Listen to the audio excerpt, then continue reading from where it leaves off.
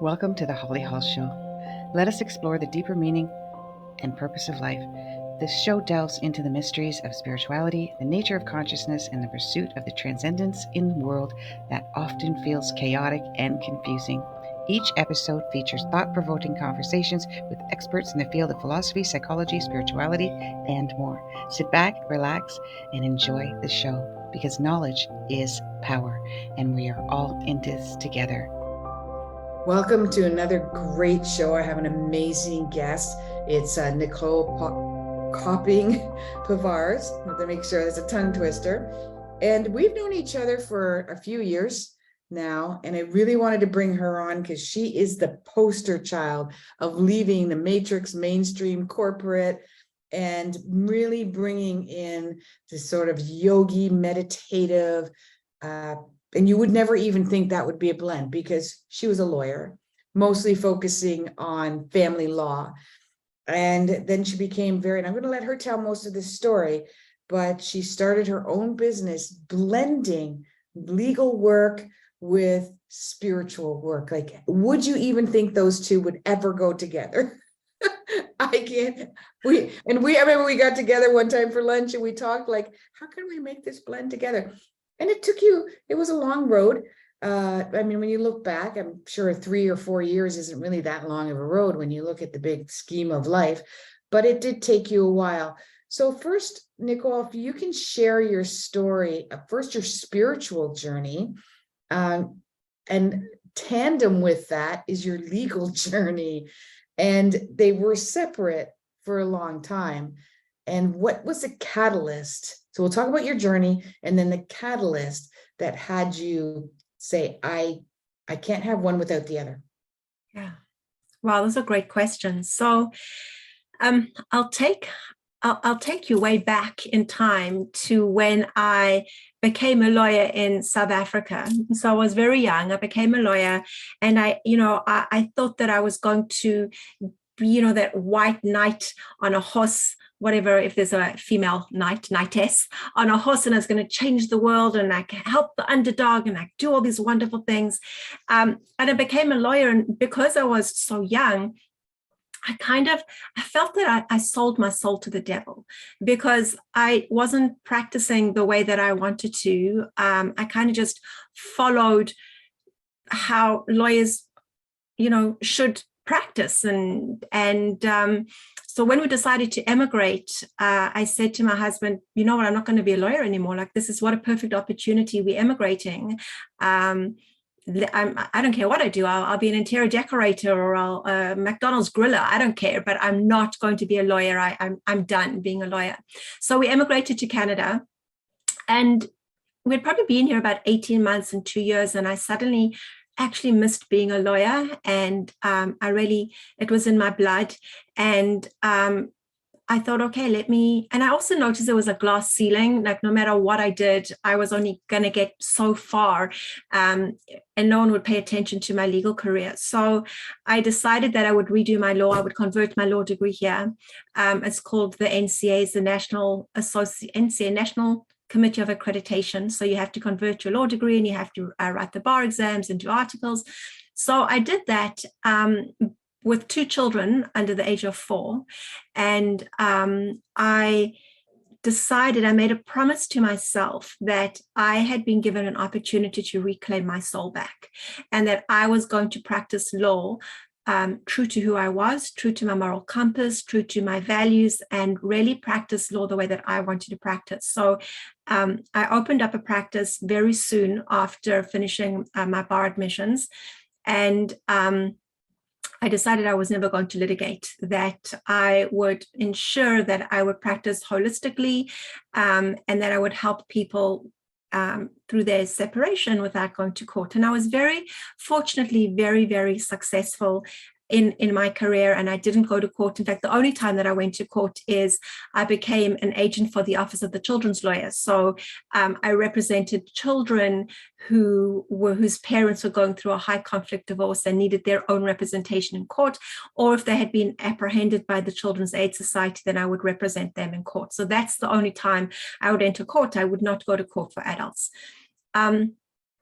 So that's kind of how I had already started wanting to practice law differently. Around about 2016, though, I went through a bit of a dark phase in my life where I just was constantly, there was this no work-life balance nonsense. I didn't know what it was. I was constantly feeling guilty. I was either guilty if I was at work and I should have been at home with my kids, and I had a nanny at that time, and she was watching my little baby take his first steps and feeding him all his, first foods. And so I would feel so guilty that I was at work. And then I'd be home with my kids, and my mind wasn't with my kids. My mind was back at the office and all the things that I should be doing. And so I really started feeling overwhelmed and went through a bit of a dark phase. And I started speaking to other lawyers and saying, like, is this normal? Are you all feeling this way? And they all said to me, yeah, like at particular sole practitioners and family law lawyers, they said, we don't know what the solution is. So I went to the Law Society and I checked out to see what do they do for lawyers' mental health.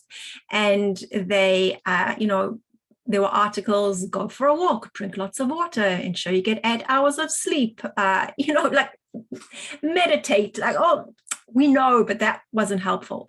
So I decided then and there that there was a problem, and I decided to get trained to teach mindfulness for lawyers.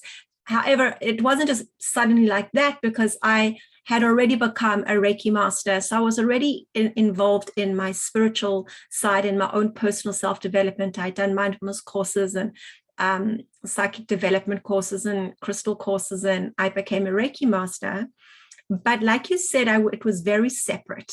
I was a spiritual person and I was a lawyer, and I was too scared to actually combine them, because what would people think if, a lawyer said, oh, don't worry, I Reiki'd your file, I think we've got Reiki energy, like I would, but I definitely wouldn't tell people. Or if I'd say to a client who's a millionaire, hold a crystal, it's going to make you feel better.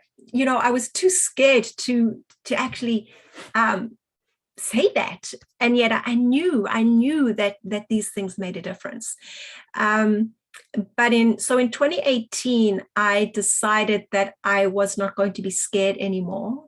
And I was going to I called myself the transformational lawyer. And I think that's when I started speaking to you, and you had kind of alerted me to so many things. But the one thing was, combine them. It's okay. Like, you can do it. This is what you're born to do. You're a pioneer in this way. And I think kind of with that permission and validation, I did that exactly. And I did. I on my website, I spoke about energy and healing and all of these things. So I did combine it.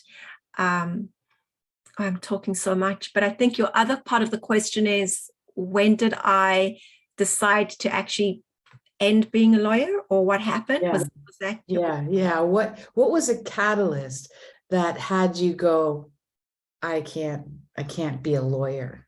Yeah. Oh my gosh. It is as clear as anything. I remember the moment that it happened. So I'd already started doing things differently.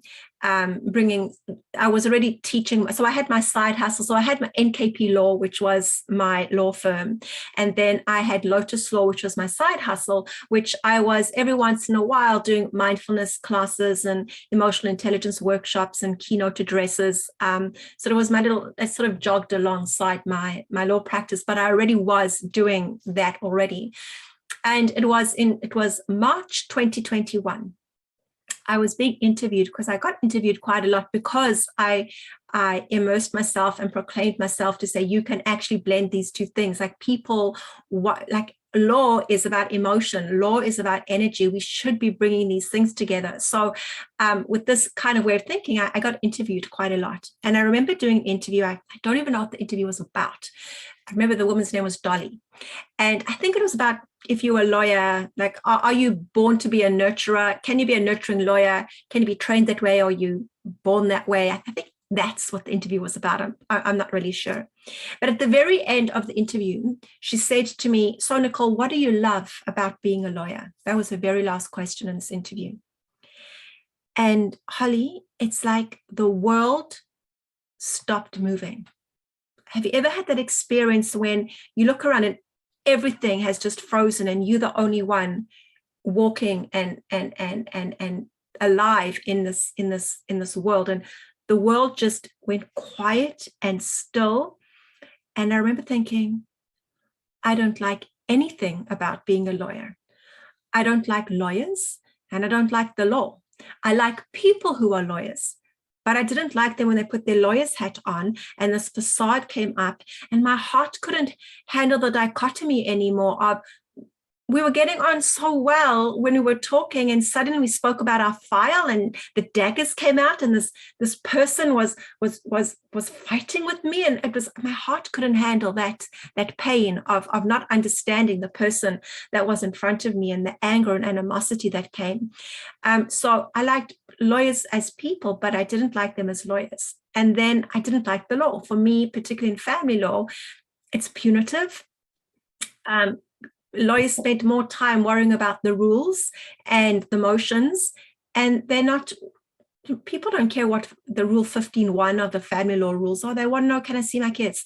Can I move on? Can I be successful? Can we work together? Can we co-parent? How can we do this? How can we take conflict out? That's what they care about. And I thought, the law is just punitive, and I don't want to be a part of this system anymore that is punitive. And I must have waffled on something because the interview finished. But at that moment, I remember thinking, I'm done being a lawyer. It was March 2021. Wow. I said, by December 2021, I'm going to close, my practice will have closed down. And January 2022, I'm starting a whole new life and a whole new career, but I'm done. And that's exactly what I did. Wow. Wow. What a story. Thank you for sharing. Interesting too. That would have been the summer solstice, March 2021. So you decided to do that during that time.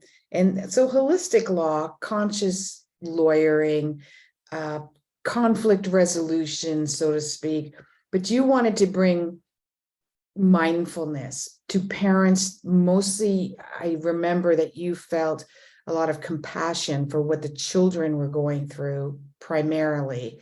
And then secondarily that, well, the parents are suffering. For them to be this much conflict between the two of them, that's causing the children suffering as well too. Mm-hmm. Did you ever, I think we talked about that you were going to do workshops for the parents, because I remember this was not an easy road. And I know that, correct me if I'm wrong, but you tried to do these workshops for parents, but you weren't getting the feedback, or you weren't getting you weren't as interested as you hoped they would be. Yeah. Right? Yeah. When I decide to do something, I just think the whole world is going to think it's a fabulous idea. It's like, oh, I'm ready to do it. Here I am, and best invention ever. Yeah. And I still think it is. So what I did is like the actual programming for I thought that, people would come. It kind of happened indirectly and through the back door. So what I did was I was also doing legal aid clinics for an organization, and it would be like once every 4 months, and I would see 4 or 5 people for 30 minutes and to give them legal information or legal advice. And I remember just listening to them, and they were so overwhelmed, and they just wanted somebody to listen to them. They just didn't want to be judged. There was so much conflict and hurt happening inside of them. And I realized that the lawyers were making them think only about the legal separation, and no one was talking to them about the emotional separation. No one was telling them that they're going to be separated twice. And until they had sorted out that emotional separation, it was impossible to deal with the legal separation, because they were making decisions based on the wrong emotion. You can't make a decision based on anger or jealousy or resentment or guilt or whatever it is. And so I went to the director of this legal clinic and I said, I don't think I'm really doing a very good job here because, I speak to somebody for 30 minutes. By the time they've warmed up to you, they've got 2 questions and I have to see the next person. And I said, but what if I created a program that they could master their separation? And I could talk to them about reframing their definition and the understanding of conflict. And I could talk to them about emotional intelligence and mindfulness and the emotional separation. And I'll tell you this, the very first time we had you did a reading for me, you introduced me to the book, The 4 Agreements. I'd never heard of the 4 Agreements until I met you.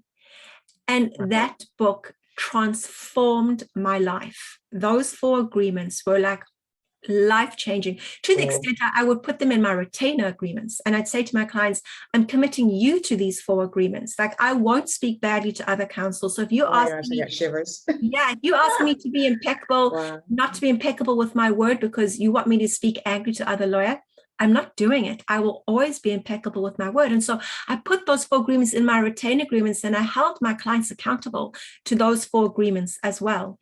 So thank you so much for introducing me to that.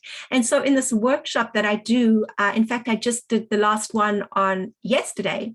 I bring the 4 agreements in and how important the 4 agreements are when you're going through conflict, how important the 4 agreements are for showing up every single moment, and particularly when if you don't understand the other person's agreements that they have signed on with life, then you don't understand anything. And so you have to put yourself in the other person's shoes as well in order to understand conflict. And one of the most beautiful things that I try to tell my clients now, because I do divorce coaching or decision coaching, is don't say to people, who are you? Or say like, what happened to you? What happened to you? Because when you can just reframe that, it's no longer offensive and defensive. It's going, what happened to you? And that opens up, even in your mind, you don't have to say to somebody what happened to you, but in your mind, like I say to my clients, in your mind, think, what happened to you? And you will then, a small glimpse of the agreements that they made in their life with their family, it's going to just remember, you're going to remember, and you're going to soften the hardness that you have. So I'm so indebted to you for introducing me to that book. Wow, thank you. I didn't even remember that until you mentioned it. So, and that was a long time ago. That means a lot to me. It's one of my favorite. I think I've bought 3 altogether because I give them away. Then I go get another one. I had the companion as well. There's a 4 Agreements companion. There's actually a 5th agreement. There's a new book as well. Oh, that's right. There is the 5th agreement. I don't know if I got that one. I got to look into that one. So that is by Miguel. Miguel Ruiz. That's right. Thank you. And so if anybody wants to look it up, there's the audiobook. I've listened to the audiobook over and over again. You can actually get it on YouTube. Don't have to go pay anywhere for it. And there's 4 simple rules, but they're not easy. Unbelievable.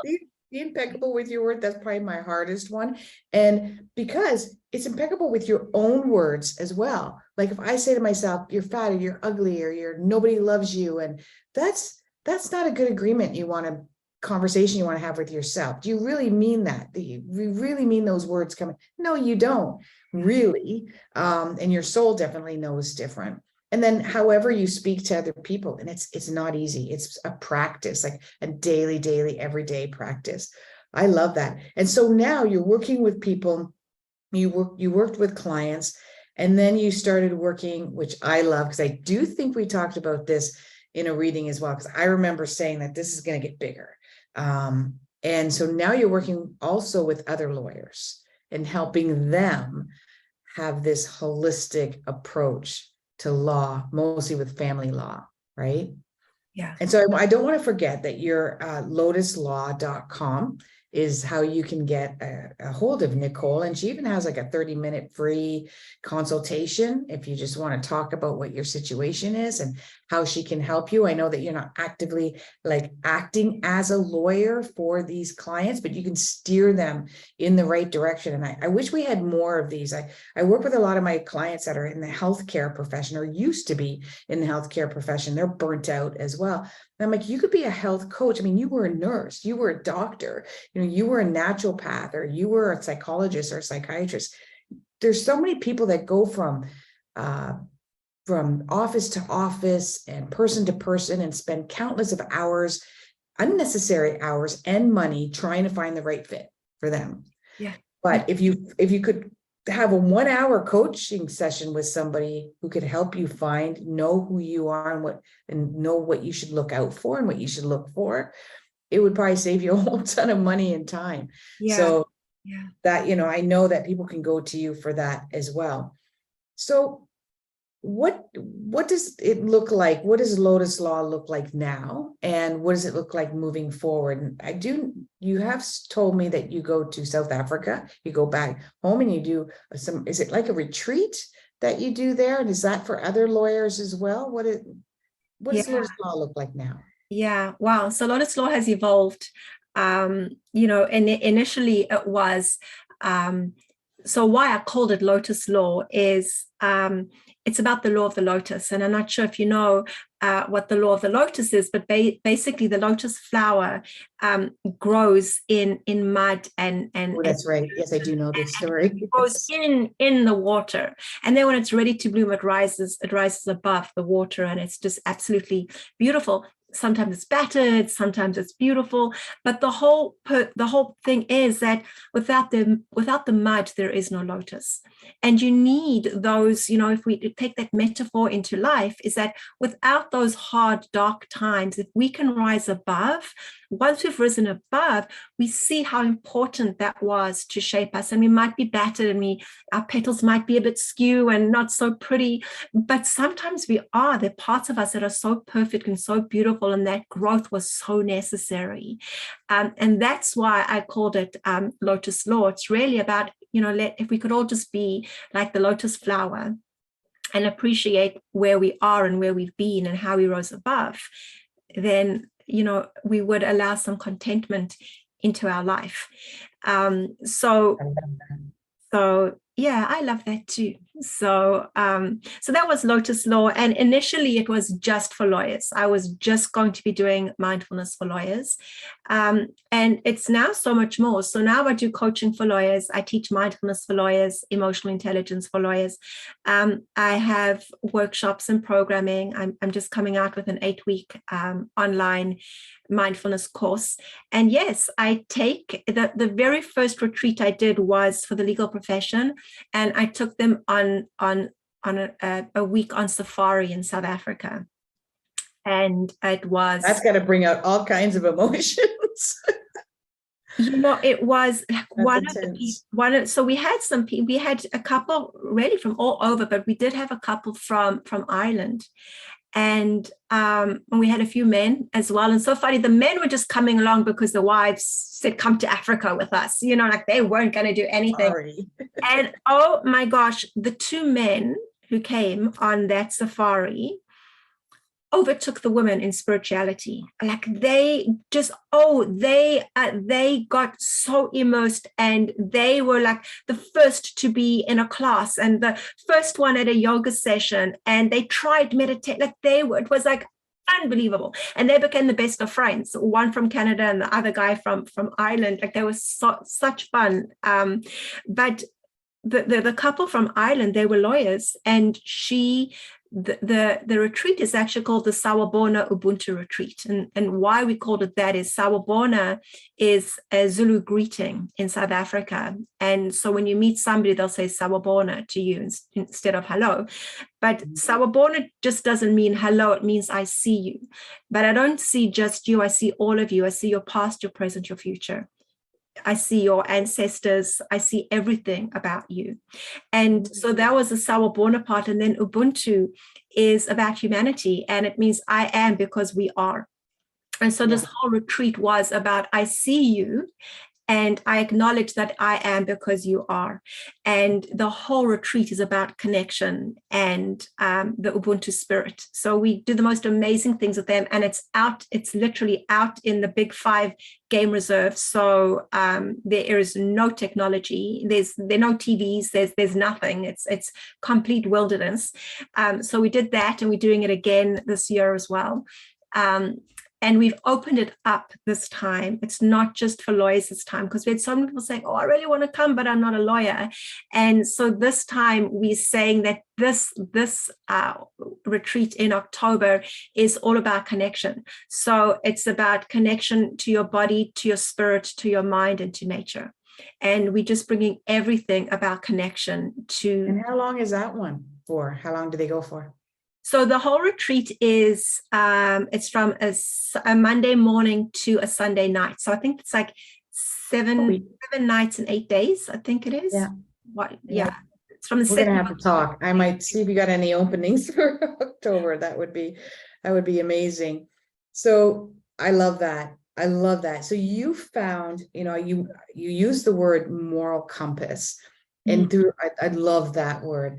And when you were talking, I just kept thinking the law of oneness, or the law of one, and that's the Ubuntu concept, right? And that is that we are all one. We are all fragmented versions of one. When people ask me questions like, why are we here? What is it? I haven't found my purpose. I don't know what my destiny is. And I say, if you're completely lost and you don't know what your destiny is, you don't know where you're supposed to be, then go serve others. Go to a soup kitchen, go take some money and start tossing it at the poor people on the corner, like anything. Go to a school and read books to kids with teachers don't have time for them. That's how you practice the law of one. And while you're doing that, you will find yourself. You will find where your purpose is and what that is for you. And this is, I know that you went through countless months and even years finding this, but, some people say, well, that, they're going to see your story and go, it's like you started at the beginning of the book and you flipped 350 pages and went to the back. Well, you had to go through the entire book, chapter by chapter, word for word. And people don't realize that that's what it takes. Like, you could be on the path. Somebody listening to this right now may be on their path and they don't know it. They don't realize part of that path is, I hate my job. I don't like my boss. I'm not happy at home. I'm a yucky mother because I'm stressed. That is very important part of the path. And so the fact that you have found your purpose in the whole law of one. And some people, like I was going to say, some people have a hard time with that concept, because I look at that we're a one soul. And when we're recycled or when we're reborn over and over again, we're fragments of that one soul.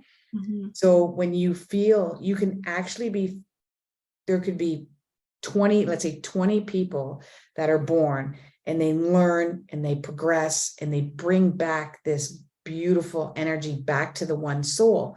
And then you could be reborn and you're fragments of all that new material that's added to it. So it's very easy for you to feel connected, because I might be fragments of all of those that you're fragments of. So when you connect, we feel like we recognize each other because we come from the same piece of energy. Yeah, I'm sorry to interrupt you, but I just my heart is going, and because you and I resonated the first time we met. We got on so well, and I think it's Neil Donald Walsh. I want to say Neil Donald Walsh in Conversations with God. He talks about the term remembering, and he says, we've got it wrong. What remember means, it's re-member, and he says, when you sometimes meet somebody and going, I just adore you. I don't know, there's just this connection. We just hit it off. And Neil Donald Walsh says it's because you're remembering. Your soul is going, hey, we have to remember back into our community, because we've been in community before. So we're remembering our membership back together. And sometimes I think that's exactly what you're saying. Sometimes, you meet somebody, you don't know why you hit it off. It feels like you've been best friends and you only met each other once. And it's your soul going, oh, yay. You're back. You're here. I've been looking for you. Hi. Remember, we're remembering back. And when you have those connections, your soul, you vibrate. It's this just feels, I could just chat to you forever. And I'll tell you. Can't not, I've got a few, like yourself, in case somebody's having a honeymoon moment right now and they're going, aren't they lucky to have this wonderful, we haven't seen each other in 4 years. No. Okay. And we keep connecting here and there. Like I've sent her clients, she sent me clients. You know, we've kind of connected that way, and we're following each other on social media because we're really busy. And I've got another friend that lives way up north. She used to live locally, moved 4 or 5 hours. We maybe talk once every 2 months, but then we're on the phone for like 3 hours. Like, why do we wait this long? So when people say, well, where is my soul tribe? Where is my connection? Where is my fragmented piece and my twin flame friends and everything? Because we've been dispersed all across the globe. We're not supposed to be with each other right now. We're supposed to separate ourselves and do the work that we're here to do.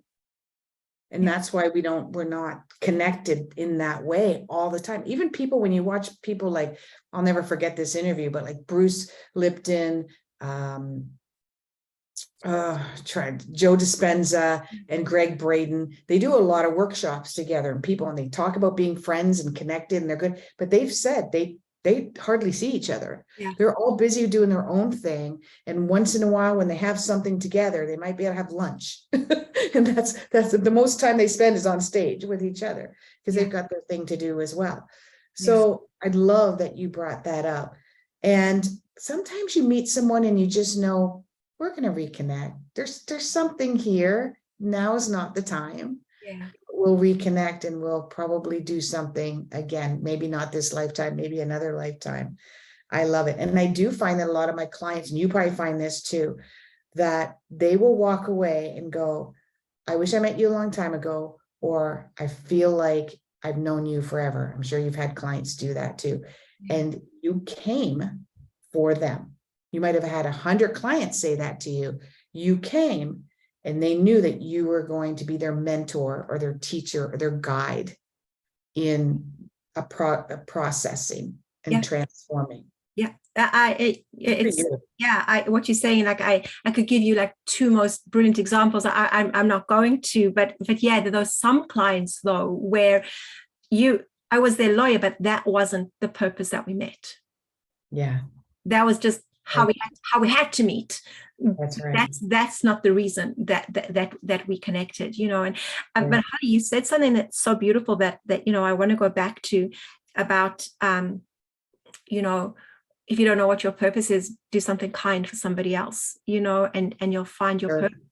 And you know, that's so true. My mindfulness teacher would say to me, you know, sometimes if you just can't get into spiritual practice and you can't meditate and you're just feeling lonely and you're feeling sad and you're feeling miserable and you're feeling all that way, he says the best thing to do is to go be kind to somebody else. So go through the drive-through and get a Tim Hortons or a coffee from somebody in the drive-through, smile at a stranger, tell somebody that they look beautiful, go volunteer. And he said that energy automatically, just being kind to somebody else, it comes back. And when you start responding differently to the world starts responding differently to you. And I think so often we, you know, one other thing that you said is when people go, you know, I don't know what my purpose is. And they're also looking so outside for external validation and somebody telling them what they should do. And they go, I don't know what my purpose is. And you're so lucky you found your purpose. I think the reason we found our purpose is, one, because we stopped believing the lies that our ego tells us. Yes. And, you know, and not to say that our ego still doesn't take you by the arm and go, you suck, you know, let's go eat a bag of chips because, you know, what the hell, you're not going to, you know, no one wants the ego. It's a trickster. Is a trickster. But the ego is so convincing and so loud that it's so easy to listen to the ego, because like constantly that it takes your attention and you listen to the ego. But you know what your purpose is when you just get quiet and you listen to your moral compass and you listen to your intuitive internal wisdom. And I always say our internal wisdom is quiet. It will not argue with the ego. It has no time for the foolishness of the ego. So our internal wisdom says, hey, if you want to listen to the ego, please be my guest. When you're quiet and you want to hear what I have to say, come within, and I'm happy. I embrace you to have a conversation with you. And then you'll find what your purpose is. But I'm not screaming and I'm not shouting and I'm not in competition with the ego, because all our answers are inside of us. But it's so hard. It's so hard to do that connection. Well, as long as you're human, you're going to have the id and the ego. You can't escape it. It's part of being human. We've integrated, we're a hybrid of soul and human. And as long as this soul is living in a human body that is now co-creator with all of the other souls in human bodies, we're going to get energetically pulled by form, and form takes so many different shapes now, specifically in a very materialistic world where we're being sold that form is how we self-regulate ourselves. If you want to be happy and you want to have abundance, then different types of form is what you need. You need the money so you can have the house, you can have the vacations, so the job and all this stuff. So it's the ego gets very enchanted with this quick fix of elevating ourselves spiritually. We're only here in this human form to create. Some of us are blessed. I do have a little bit of a pet peeve with a lot of these self-help gurus that say, all you have to do is think positive and law of attraction. And you're here to co-create with the universe and source. And you can find happiness and abundance. And not everybody can. There are people that come from horrible, horrific childhoods. And you tell them that all they're trying to do is get over that childhood. I mean, if they can just function normal in the world, they've rised above it. So asking them just to think positive and everything will go away, their horrible childhood will go away, that ain't going to happen. So I'm not speaking to those people. But if you are, you've had a normal, average, everyday, shitty childhood like the rest of us to a degree, then you've been blessed to be able to discover who you are. And when you discover who you are, then you co-create, you create. That's what we're here to do. Yeah. And if you say, well, I wish I was beautiful, I wish I was smart, I wish I was more book smart, I wish I finished high school or college or university, all of these things that I wish I had a different body, I wish I had a different husband or partner and all this stuff. That's not, it's okay to wish those things, but that's not necessarily what you're here to do. Yeah. You're here to do something else. Yeah. Right. So if you feel like, well, I'm not wealthy enough and I'm not a doctor like you, or I'm not a lawyer like you, because you're not supposed to be. That's not what you're here to do. That's my journey, and you've got your journey. Yeah. Absolutely. Yeah. So I think the more that we're trying, that's the way we're being raised by media, is to want to be something that we're not. Yes. Glamorous, right? We're missing the mark. Yeah. Don't you want a life like this? As though your life sucks. Yeah, well, it sucks because you keep telling me it sucks. I know. And the more you get away, I'm kind of grateful for on-demand entertainment now. Like if I want, it's not just the TV and I'm being force-fed.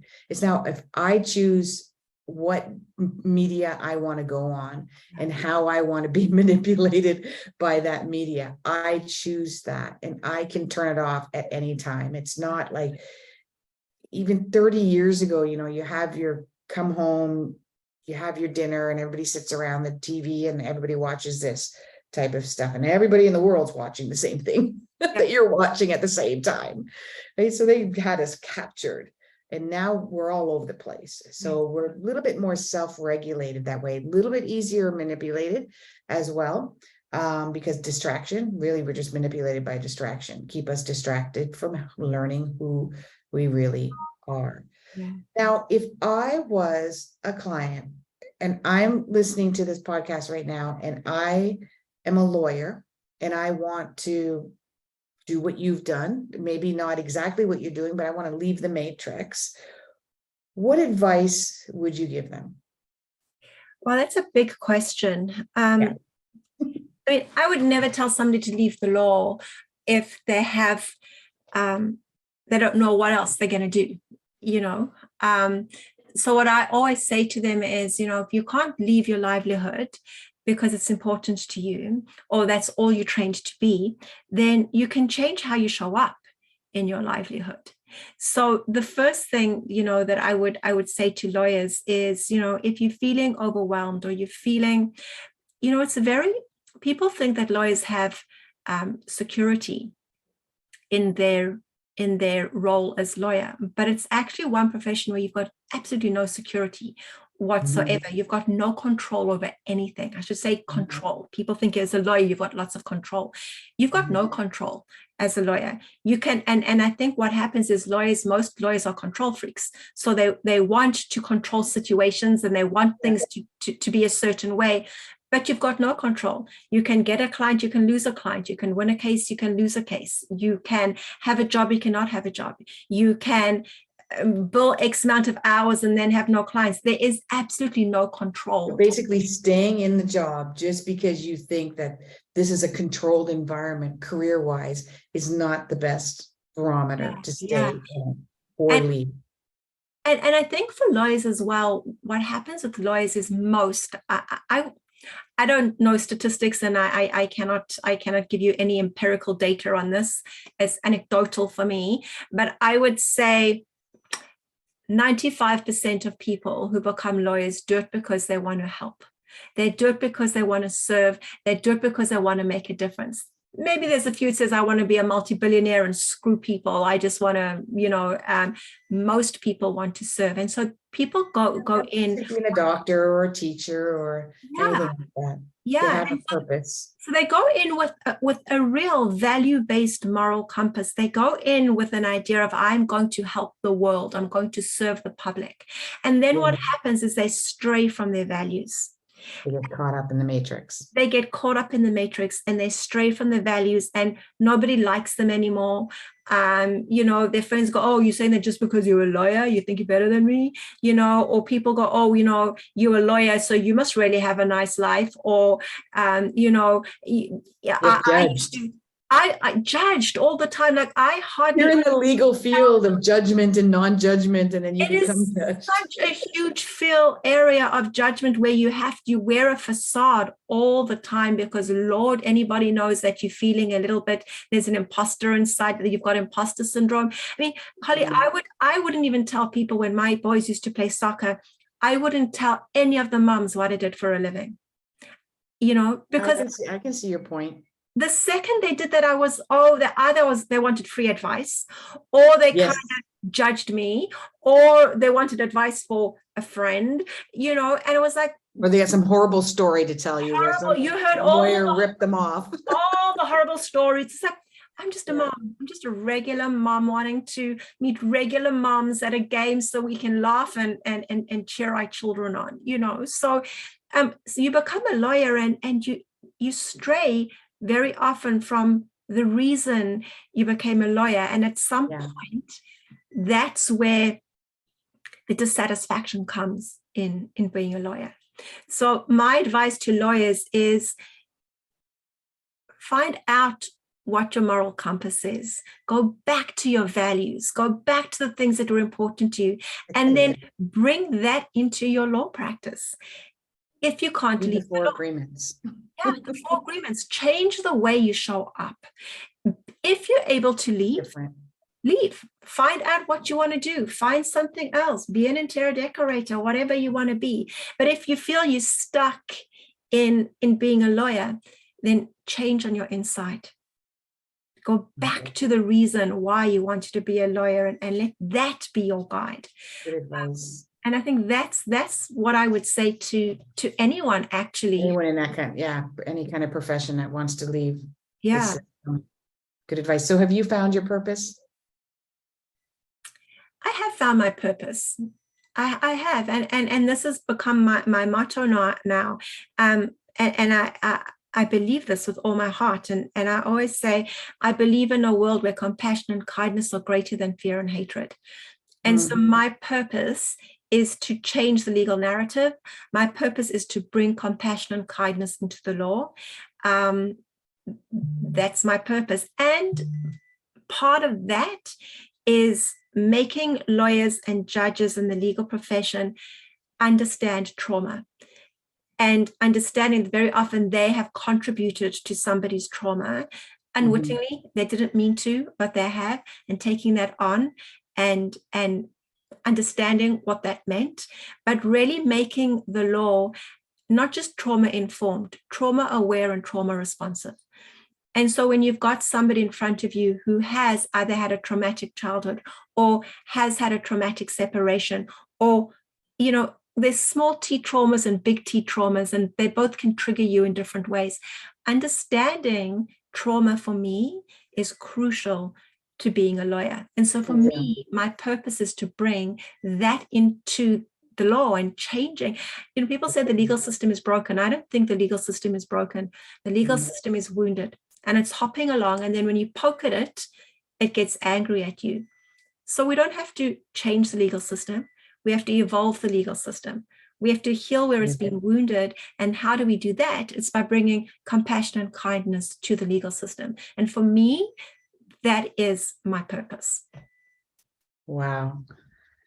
Nicole, this has been such, I mean, we could talk for hours. This is such a great interview. And, you know, when you were talking like that, right away, I got the visual of the scales, and it's like, and that's balance and fairness and having, and it seems like that's what you're trying to do is you saw the imbalance in the legal system and you wanted to bring back what you thought would balance it out. And that was stop just being in the head and talking about legalities and legal papers and signatures and pay money and the child and the ex and the house. Let's bring in all the emotions and the trauma that is around this and how we can heal that. And you're working with lawyers. I even know that a bunch, because I have a few of your ex-lawyer friends, I think you're still friends, clients of mine as well too. They've left the system as well, and they're doing exactly the same, conscious lawyering, however you want to call that, moral compass lawyer. Your website is lotuslaw.com. I see a book in your future. We got to get a book out there. I mean, I've written a book, but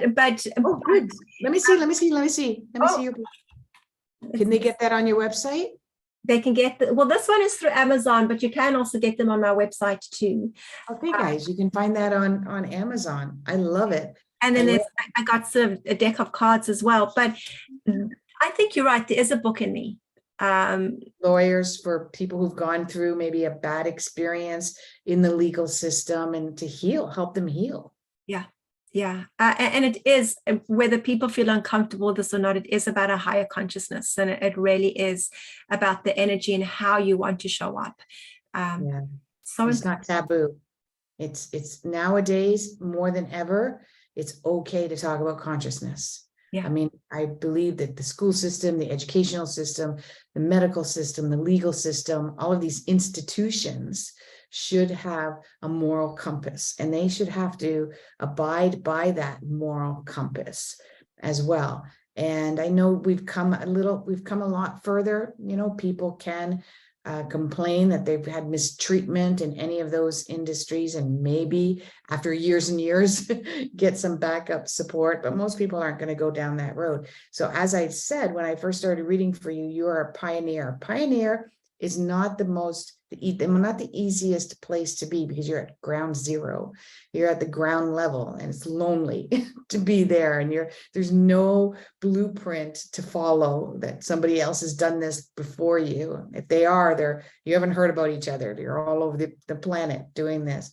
So I'm so proud of you. It brings me so much joy to see when I met you and you were just starting this. I mean, you'd started the journey long before I met you, but I saw you, I think, at the climax of it is when I'd met you and working with you. So anyone, if you want to get a hold of Nicole, I highly recommend, if you're either in a struggle as a lawyer or you're at a crossroads needing a lawyer, go to her website, Lotus Law. That's, as you know, Lotus, LAW.com. And you can do a 30-minute free complimentary conversation with Nicole. And I thank you. I thank you from the bottom of everyone's hearts in the whole world that you showed up and you followed your moral compass and you followed your purpose. Oh, thank you so much, Holly. And just as I said, I'm so glad that we've remembered. And yes, we remembered. I love that. I never heard it that way. I love it. I am too. And I think we might have another interview somewhere along the line. Again, on the Holly Hall Show. Okay, everyone, thank you for listening. Thank you for being a part of this experience with Nicole. Namaste.